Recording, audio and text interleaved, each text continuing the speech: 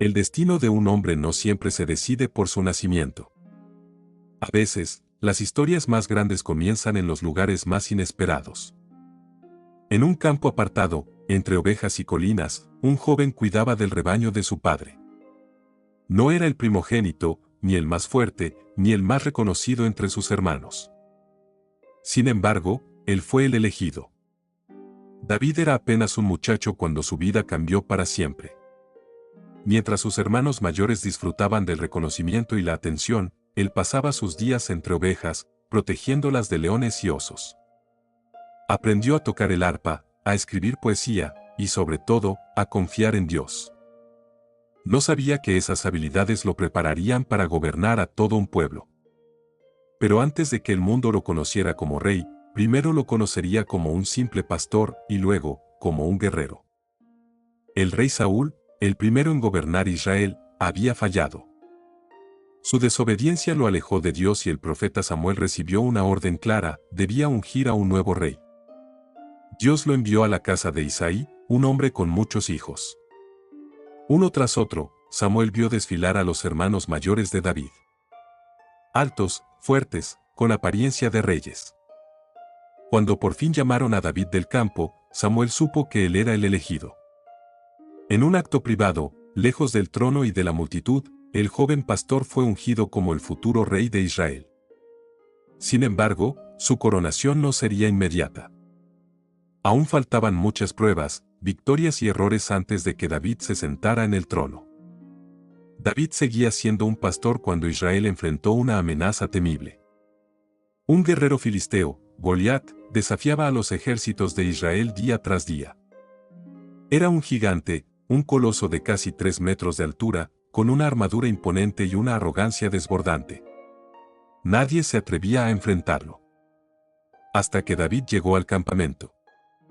Él no era soldado, ni tenía experiencia en batalla, pero sí tenía algo más poderoso: fe inquebrantable.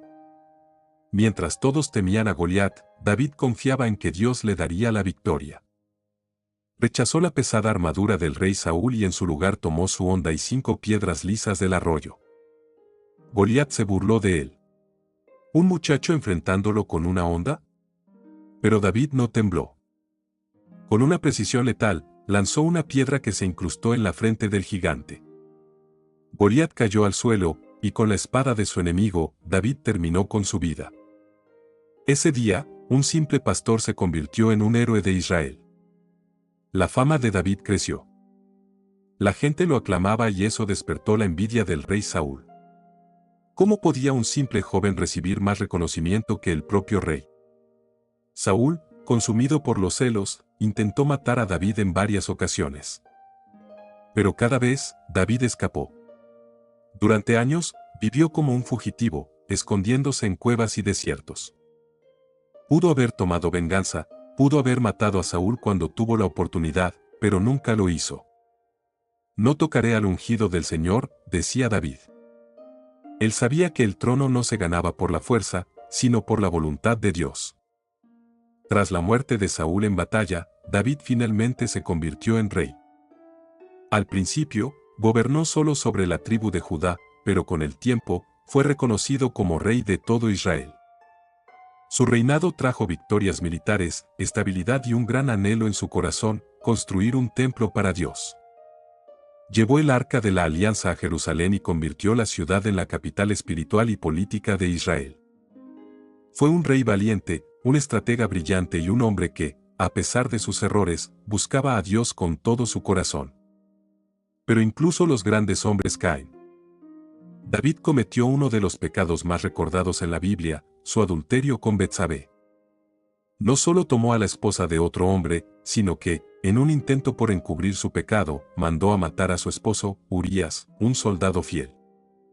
Dios envió al profeta Natán para confrontarlo. En un acto de profundo arrepentimiento, David reconoció su error. Aunque Dios lo perdonó, las consecuencias de su pecado marcaron su vida y su familia. La rebelión de su hijo Absalón, la muerte de su primer hijo con Betsabé y conflictos dentro de su hogar fueron solo algunas de las tragedias que enfrentó. A pesar de sus errores, David fue llamado un hombre conforme al corazón de Dios. Su vida fue una mezcla de victorias y fracasos, de fe y debilidad, de gloria y arrepentimiento. Pero sobre todo, fue un hombre que nunca dejó de buscar a Dios. David preparó el camino para la construcción del Templo de Jerusalén, aunque fue su hijo Salomón quien lo edificó. Además, de su linaje nacería el Mesías, Jesús, el Hijo de Dios.